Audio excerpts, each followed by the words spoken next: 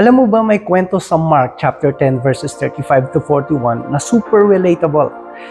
Imagine si James at si John lumapit kay Jesus asking for the best seats sa kingdom niya. Parang, Lord, ilagay mo kami sa VIP section ha. But Jesus looked them with so much love. Tapos sinabi niya, hindi nyo alam ang hinihingi nyo.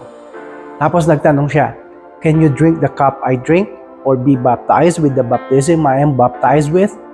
Mabigat yun. Ang ibig sabihin ni Jesus, yung cup at baptism na yan, it's about suffering, sacrifice, and humble service. Hindi lang yung power or position. Jesus was about to face the cross, yung ultimate sacrifice. And He was telling them, true greatness isn't about being served, but serving others, even if it means going through tough times. Sometimes we also ask God for things thinking it's what's best for us, di ba?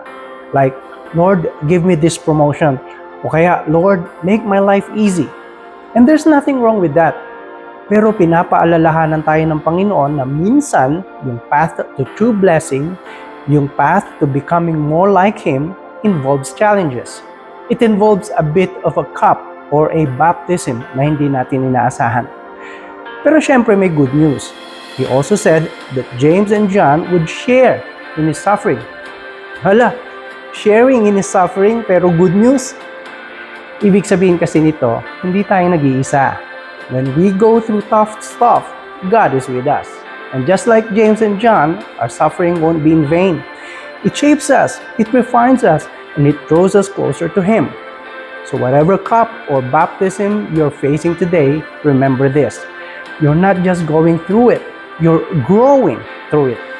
At palaging may pag-asa, because with Jesus, even in our toughest moments, there's a purpose and a promise of something beautiful on the other side. Keep going, kapatid. Kaya mo yan.